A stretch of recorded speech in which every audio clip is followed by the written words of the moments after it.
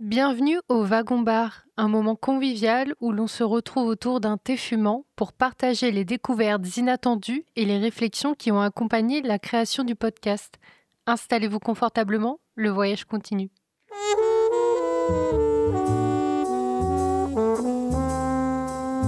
Bonjour à tous et bienvenue dans ce deuxième numéro de ce nouveau format et merci pour l'accueil que vous avez fait au premier qui a l'air de vous avoir bien plu. Donc nous allons continuer sur notre lancée. Pour rappel, ce n'est pas un épisode scripté, donc je reprends mes notes et je lis tout ce que j'ai mis de côté pendant mes recherches qui ne pouvaient pas être intégrées au podcast mais que je voulais absolument vous partager. Donc, on va commencer sur les wagons-chapelles. J'ai découvert le concept en faisant les recherches sur cet épisode et j'ai trouvé ça assez exceptionnel. Et j'ai découvert qu'en Russie, il en existe un autre. En fait, il y a une région au nord de la Russie qui est apparemment très mal desservie. Et du coup, ils ont mis en place un train qui a un double usage, qui sert à la fois d'église et à la fois de clinique médicale. Voilà. Et apparemment, c'est un projet qui a été financé par le Prieuré de Chicago et qui a été réalisé sous la direction de l'évêque Tikhon. Et alors, j'ai découvert un autre type de wagon-chapelle que je trouvais assez exceptionnel. Je ne sais pas si je le prononce bien, mais le pape Pie IV possédait un train spécial qui comportait donc un wagon-chapelle et un wagon-balcon qui servait à bénir les foules sur son passage. Voilà, j'ai trouvé cette information excellente. Voilà, c'était tout pour les wagons-chapelles. Je voulais revenir sur une information dont j'ai parlé dans l'épisode, qui est les classes dans les trains. Comme vous pouvez le voir, comme vous l'avez vu dans l'épisode, en Russie, il y a encore 3 classes. Alors, je ne sais pas si c'est dans tous les trains, mais en tout cas, dans les trains qui circulent sur le transsibérien, il y a encore 3 classes. Et j'aimerais énormément faire un épisode justement sur l'origine des classes dans les trains. Mais j'ai pas encore assez de sources sur le sujet pour l'instant. Donc peut-être un jour, j'aimerais beaucoup. Et puis si jamais vous connaissez des ouvrages ou des sites, n'hésitez pas à me les conseiller. Maintenant, j'aimerais faire un tour avec vous sur le site Wikivoyage pour aller voir un peu les informations qu'on peut trouver sur le transsibérien vis-à-vis de l'expérience de voyage. J'aimerais ajouter une petite information parce que la confusion est souvent faite, mais le transsibérien n'est pas un train, c'est un chemin de fer. Et on dit souvent prendre le transsibérien, donc ça prête à confusion, mais du coup, voilà, pour la petite clarification. Alors, le transsibérien, c'est le chemin de fer le plus ancien, mais le plus connu aussi. Mais en fait, il y a d'autres lignes en Russie qui sont tout aussi utilisées, voire plus que le transsibérien. Il y a notamment le transmongol, qui est beaucoup utilisé par les touristes apparemment. Et 2 autres lignes, il y a le transmandchourien et le BAM, qui signifie Baïkal-Amour. Et toutes ces lignes, en fait, ont un tronc commun entre Moscou et la région du lac Baïkal. Donc en fait, ils partagent tous un chemin de fer commun. Donc c'est un peu mélangeant quand on lit des informations à ce sujet. Donc par exemple, le transmongol, lui, il utilise un tronc commun avec le transsibérien et après, il bifurque jusqu'à Pékin en traversant la Mongolie et la capitale de la Mongolie, donc Oulan-Bator. Le transmandchourien, lui, il partage aussi une partie de son chemin, de sa ligne avec le transsibérien. Et après, lui, il va bifurquer et il va traverser la Mandchourie pour arriver jusqu'à Pékin. Et donc le troisième qui est le BAM, donc Baïkal-Amour magistral. Donc je lis, c'est le tronçon le plus récent inauguré par Gorbatchev en 1991 après 60 ans de travaux. C'est aussi le tronçon qui traverse les régions les plus isolées. La ligne quitte celle du transsibérien à Taïché, je m'excuse pour la prononciation, à 670 km à l'ouest de Irkoutsk.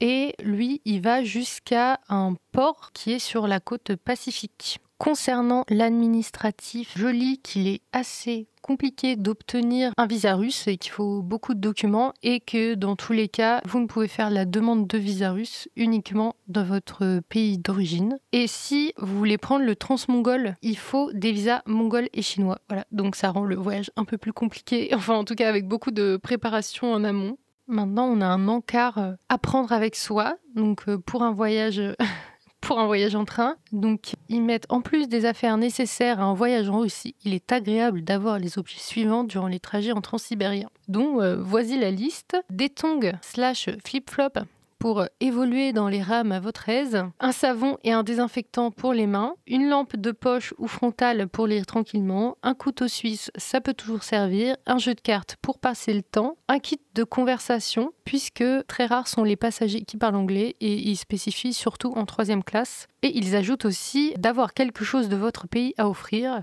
Ils mettent entre parenthèses saucisson, chocolat ou simplement à montrer des photos. À ne pas prendre avec soi, ils mettent que ces objets ne sont généralement pas nécessaires, des tasses et des couverts puisqu'ils sont généralement empruntables dans la voiture. Ils conseillent de ne pas prendre de billets de train achetés en avance par des agences de voyage puisqu'elles sont beaucoup plus chères que si vous les achetez directement en gare. Après, moi j'avais vu dans d'autres sources que quand même fallait s'y prendre en avance pour faire la réservation sur ce type de train parce que des fois c'est complet. Ils ajoutent qu'il faut éviter de prendre des objets de valeur en disant que c'est plus pour la tranquillité du voyageur que pour de réelles raisons de sécurité. Et ajoutent que les tablettes sont par exemple encore rares en Russie et donc attirent l'attention. Je ne sais pas cette portion quand elle a été écrite, donc je ne sais pas si c'est toujours le cas aujourd'hui. Concernant les billets, en fait, ils sont vraiment valables que pour un projet donné et une heure donnée dans un train donné. En gros, vous ne pouvez pas acheter un billet Moscou-Vladivostok et vous arrêter pendant le trajet pour faire des petites escales et repartir le lendemain ou le surlendemain. Donc en gros, si vous voulez faire ça comme un rail trip, il faut tout planifier et prendre les billets pour chaque tronçon que vous allez faire en fait. Ah oui, et donc là, ils ajoutent bien que pour acheter les billets, il vaut mieux s'y prendre 2 à 3 jours à l'avance car les trains sont souvent complets le jour même ou la veille, même en basse saison. Là, je suis en train de lire qu'avant août 2018, tous les trains étaient à l'heure de Moscou. Donc en gros, si le train il arrive à Vladivostok à 1h, heure de Moscou, en fait, il arrive à 8h, en heure locale. Voilà, donc apparemment, c'est plus le cas, et heureusement, parce que franchement, ça devait être un bazar sans nom, puisque comme vous avez vu, le transsibérien, il traverse 7 fuseaux horaires, donc c'est sûr, au niveau des horaires, ça doit être un peu compliqué. Alors, par rapport aux classes, on n'a pas beaucoup d'informations par rapport à la première classe. En 2e classe non plus, à part qu'en gros, c'est 2 lits superposés de chaque côté. Et en gros, que si vous ne voyagez pas à 4 personnes, partagerez votre compartiment avec d'autres passagers, quoi.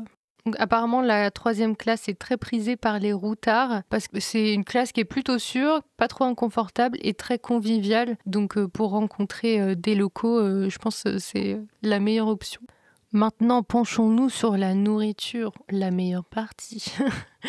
Alors, ils disent les pots de nouilles instantanées ou purée de pommes de terre instantanées sont la nourriture la plus mangée par les passagers russes du transsibérien. Le samovar présent dans chaque voiture fournit l'eau chaude nécessaire à leur préparation. Et leur prix, c'est environ en euros 0,22 centimes le pot. Donc ça en fait la nourriture parfaite des voyageurs à petit budget. Il y a aussi des vendeurs sur les quais qui sont présents à plusieurs stations, mais beaucoup moins quand c'est l'hiver. Ils proposent plein de nourritures différentes, généralement très bonnes, du sandwich au plat chaud en passant par la salade et à bas prix. Et ils ajoutent, n'oubliez pas de demander la durée d'arrêt du train à la station à un membre du personnel avant de redescendre. Et ça, c'est une leçon que nous avons appris dans l'épisode d'Agatha Christie pour ceux qui ont la ref. Ils ajoutent qu'il y a un restaurant qui est présent dans la plupart des trains. La nourriture n'est pas très bon marché ni excellente, mais le restaurant est un bon endroit pour se relaxer et sortir de sa voiture durant les longs trajets. Concernant la boisson, l'alcool est dorénavant interdit dans les trains. Il est cependant encore parfois possible d'acheter les bières dans le train, mais il faut faire preuve de discrétion. Le thé est la boisson la plus bue dans le train, puisque chaque voiture est équipée d'un samovar où chacun peut aller se servir gratuitement de l'eau chaude. Le personnel de la voiture vend souvent des sachets de thé, mais il est préférable de les acheter à l'avance pour avoir plus de choix pour un prix plus raisonnable. Et pour finir, la sécurité. Le transsibérien est considéré comme sûr et les vols sont plutôt rares. En première classe, il est possible de fermer son compartiment à clé lorsqu'on s'absente un moment. En 3e classe, les compartiments ouverts ne se prêtent que difficilement au vol car tous les passagers voient ce qui passe. Les endroits les plus sûrs pour mettre vos bagages en 3e classe sont les rangements situés sous les lits du bas qui sont impossibles à ouvrir si quelqu'un est assis. En 2e classe, les compartiments étant fermés, un voleur pourrait avoir l'occasion de visiter votre compartiment durant votre absence, mais ce cas de figure restent rares. Il ne faut pas oublier que dans chaque voiture se trouve du personnel chargé de maintenir l'ordre et la propreté de la voiture, ce qui évite la plupart des désagréments. Il recommande tout de même que dès que vous vous absentez de votre compartiment, d'emmener avec vous les objets de valeur, que ce soit le passeport, l'argent, les équipements électroniques, etc., dans un petit sac, ou de demander à quelqu'un de confiance de les surveiller. Voilà, ça c'était pour la partie sur le wiki voyage du transsibérien. Et donc j'aimerais finir, on va pas finir tout de suite, mais pour cette dernière partie, j'aimerais voir avec vous comment on voyage en Russie aujourd'hui avec la situation qu'on connaît. Donc je suis sur le site tsarvoyage.com, qui est une agence de voyage qui organise des voyages en Russie. Donc nous sommes sur le blog de ce site qui a été mis à jour le 1er avril 2024. Donc certainement des choses ont encore changé, mais on a déjà quelques informations. Ils disent qu'il y a très peu de voyageurs qui se rendent en Russie aujourd'hui, mais que c'est toujours possible. Par contre, le site du ministère des Affaires étrangères français, il dit « Tout déplacement vers la Russie est formellement déconseillé ». Voilà, pour information. Mais l'ambassade russe à Paris continue de délivrer les visas russes touristiques et des voyageurs continuent de se rendre en Russie. Donc évidemment, il faut toujours faire une demande de visa avant de partir en voyage. Ensuite, il cite plusieurs compagnies qu'on peut choisir pour faire son voyage en Russie. Alors, par rapport au paiement en Russie, vous ne pouvez pas payer en carte bancaire apparemment, sauf si vous ouvrez un compte en banque en Russie. Apparemment, les virements bancaires entre la France et la Russie, c'est très compliqué actuellement. Très encadré, très limité, ils mettent voire impossible selon les banques. Et donc la seule solution, c'est d'emporter des espèces avec vous. Donc j'avoue, pas très safe pour le coup. Donc sur place en Russie, vous pourrez changer vos euros en roubles et régler ainsi l'ensemble de vos achats locaux. Et il conseille pour limiter en fait votre quantité d'espèces, c'est de réserver un maximum de prestations à l'avance et de les régler depuis la France. Par exemple, l'hôtel, les billets de train, les visites, les transferts, les guides et les traducteurs. Comme ça, sur place, il ne vous reste plus qu'à payer les petits achats et les frais pour la bouffe, quoi. Est-ce qu'on doit être vacciné contre le Covid pour se rendre en Russie ? Non. Voilà, il n'y a plus d'obligation pour les Français d'être vaccinés.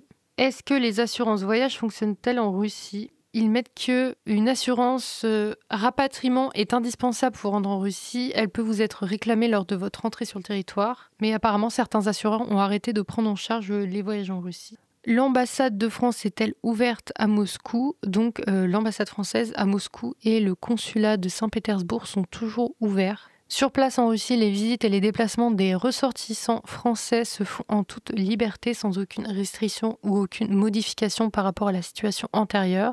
Toutes les visites sont possibles, que vous souhaitiez découvrir Moscou, Saint-Pétersbourg, l'Anneau d'Or, le Baïkal ou le Transsibérien jusqu'à Vladivostok. Tout reste envisageable. Et ils ajoutent ainsi, les tarifs des vols et la quasi-obligation d'emporter des espèces apparaissent comme les deux difficultés majeures qui se présentent pour organiser actuellement un voyage en Russie. Voilà, mais que si ça vous va, en gros, un voyage en Russie est toujours réalisable. Donc je reviens sur une partie que j'avais sautée. Sur quelle compagnie choisir pour se rendre en Russie ? En fait, tous les pays de l'Union européenne ont fermé leur liaison avec la Russie, donc il n'y a aucun vol direct ni aucun vol avec escale dans l'un de ces pays. Donc en fait, il faut prendre un vol à partir de la France, évidemment, vers un pays qui n'a pas fermé ses liaisons avec la Russie. Donc la solution entre guillemets la plus simple est de passer par Istanbul, puisque Turkish Airlines opère encore des vols directs vers Moscou. Les horaires sont assez pratiques, mais les tarifs peuvent s'avérer élevés. Vous pouvez également partir de la Serbie ou de l'Arménie. Et bien voilà, c'était tout pour ce deuxième wagon-bar sur le sujet du transsibérien. J'espère que vous l'avez apprécié autant que le premier. J'en profite toujours de vous avoir ici pour faire un appel à anecdotes, on va dire ça comme ça. N'hésitez pas à m'écrire par mail ou sur Instagram. Vous retrouverez le mail dans la description des épisodes ou dans la biographie de mon Instagram. Donc c'est un appel à anecdotes pour que je puisse faire un épisode où je raconte vos aventures en train. Donc n'hésitez pas à m'écrire, je lirai tout ça avec plaisir. J'aimerais ajouter aussi que les épisodes sont aussi disponibles sur YouTube, donc même si vous ne les écoutez pas là-bas, n'hésitez pas à aller vous abonner pour faire connaître un peu plus ce train de nuit. Et je vous remercie de m'avoir écouté et je vous donne rendez-vous bientôt pour un prochain épisode et un prochain Wagon Bar.